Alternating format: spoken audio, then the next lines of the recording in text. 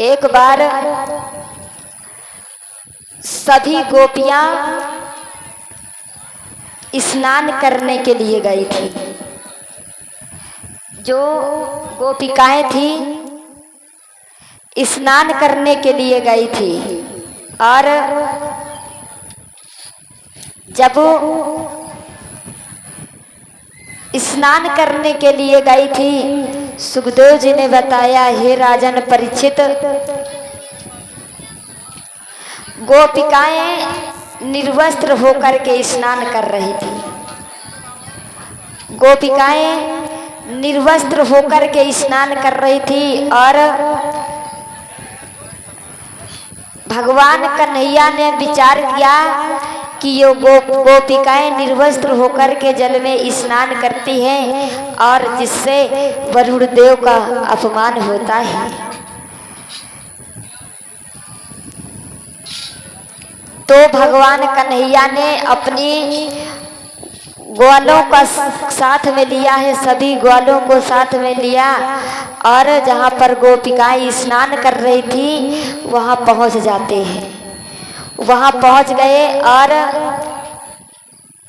पहुँच करके जो गोपिकाएं के वस्त्र रखे हुए थे बाहर, जो गोपिकाओं के वस्त्र रखे हुए थे बाहर, भगवान कन्हैया ने उनको उठाया और कदम की डाली पर चढ़ गए हैं। कदम की डाली पर चढ़ जाते हैं भगवान कन्हैया। तब गोपिकाएं स्नान कर रही थी। थोड़ी देर बाद जब देखा कि उनके वस्त्र नहीं थे वहां पर, उनके वस्त्र नहीं थे वहां पर, तो गोपिकाएं कहने लगी कि हे बहना, जो हमने वस्त्र रखे थे वो कहाँ गए? ये कहीं छलिया श्याम तो नहीं आया है? आज जब देखा सभी गोपिकाओं ने तो भगवान कन्हैया का पैर जो था वो कदम की डाली से लटक रहा था, थोड़ा थोड़ा दिखाई दे रहा था। गोपिकाओं ने गौर से देखा तो देखा है कि कन्हैया कदम की डाली पर बैठे हुए थे और जब कदम की डाली पर बैठे हुए थे तब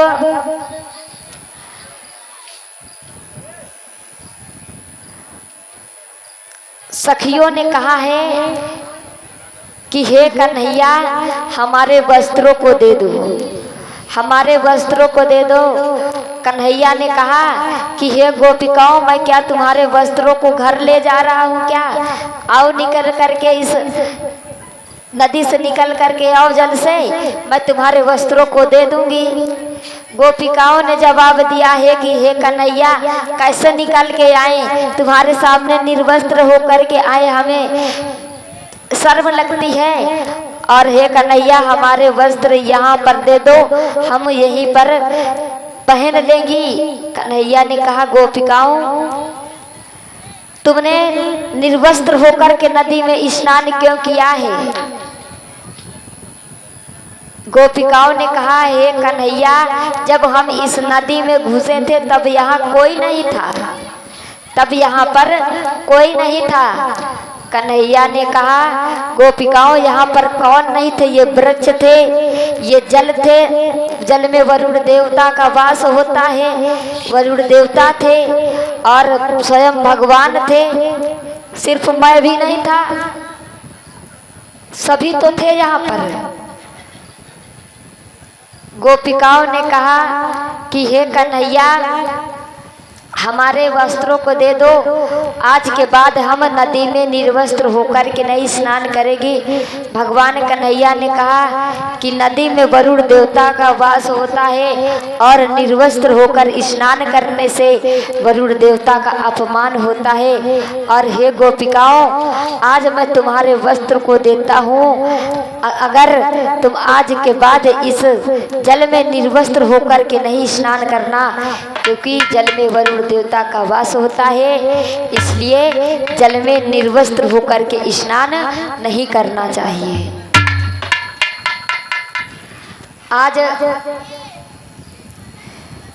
सुखदेव जी ने बताया, हे राजन परीक्षित, ये जो राजा कंस था जो ये कन्हैया को मरवाने के लिए अनेक राक्षस भेजता था। पूतना को भेजा, धेनुकासुर, अकासुर, बकासुर, तृणावर्त, अनेक राक्षसों को भेजा, लेकिन ये स्वयं नहीं जाता था। परीक्षित जी ने प्रश्न किया है कि हे प्रभु, ये स्वयं क्यों नहीं जाता था राजा कंस? अरे इसके पास तो इतनी सेना थी, राजा तो अपनी सेना लेकर के चढ़ाई कर देते थे, लेकिन ये क्यों नहीं जाता था राजा कंस? सेना को क्यों राक्षसों को क्यों भेजता था?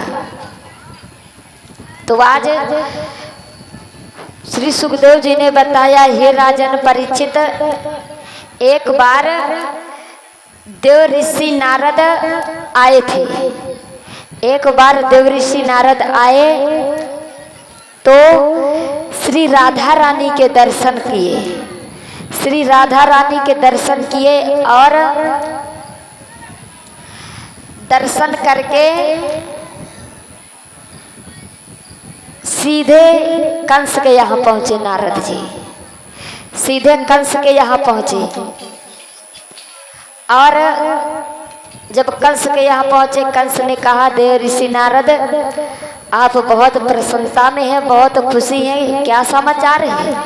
कंस ने, देव ऋषि नारद ने जवाब दिया, क्या बताएं राजा कंस, आज तो हम बहुत खुशी हैं क्योंकि हमें राधा रानी के दर्शन हो गए हैं।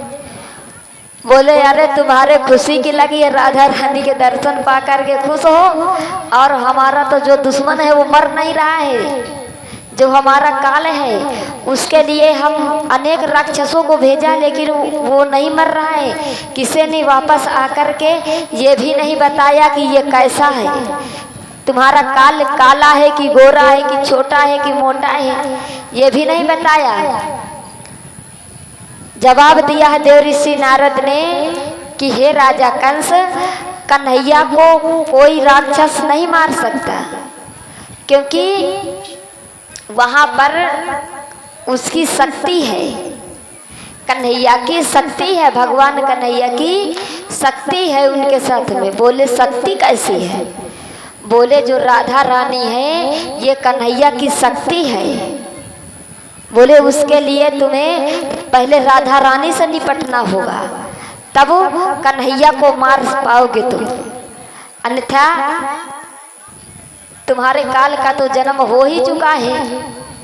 तुम्हारे मौत पर तो सर पे तो मौत मंडरा ही रही है, और इसलिए डरे हो।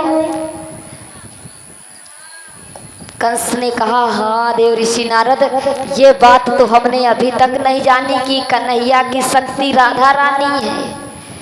तो आज कंस ने कहा कि चलो हम भी देखते हैं कैसी राधा रानी है। और सुखदेव जी ने बताया, हे राजन परीक्षित, कंस वहां से चला और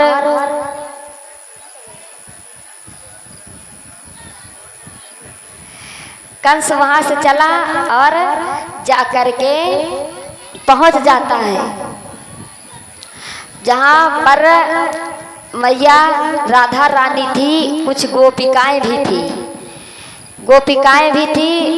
तो कंस जब गए वहां पर, कंस जब पहुंच जाते हैं, मैया राधा रानी की गोपिकाओं ने देखा, सहेलियों ने देखा, तो राधा रानी की सखियों ने कहा कि हे राधा, राजा कंस आ रहे हैं, मथुरा के जो भोजराज राजा कंस हैं ये आ रहे हैं। तो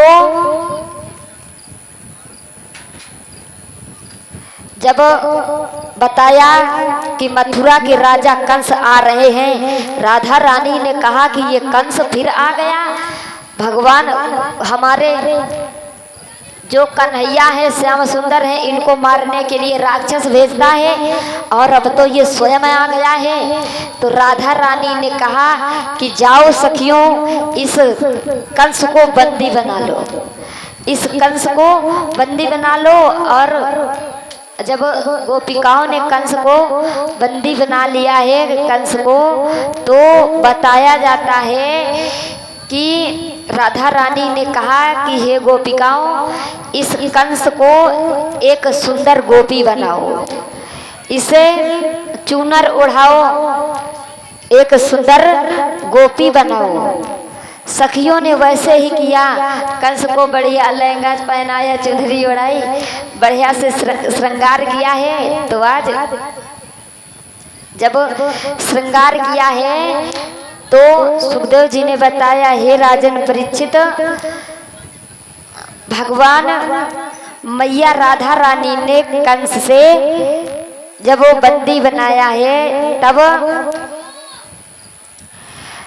कंस से अपने यहाँ गैया को गोबर भगवाती थी मैया राधा रानी कंस से।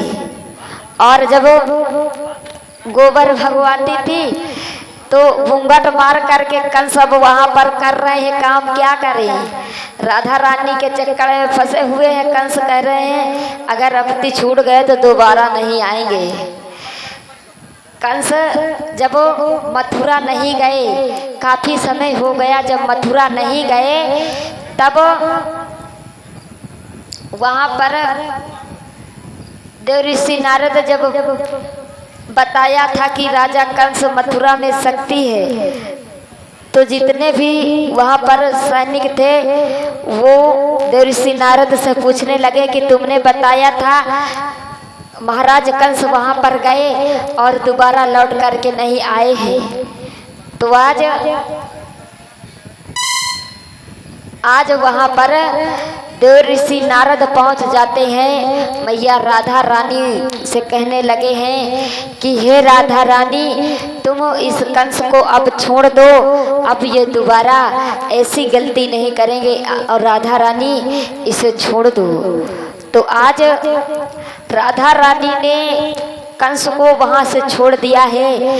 कंस वहाँ से मथुरा के लिए चला जाता है। श्री सुखदेव जी ने बताया, हे राजन परीक्षित, ये कंस इसी कारण से खुद नहीं जाता था और अपने राक्षसों को भेजता था कन्हैया को मारने के लिए। ये स्वयं कभी नहीं गया था, एक ही बार गया था और राधा रानी ने एक सुंदर गोपी बनाया था। राधा रानी ने कन्हैया को, कंस को गोपी बना दिया था, तभी से ये कंस नहीं जाता था वहाँ पर।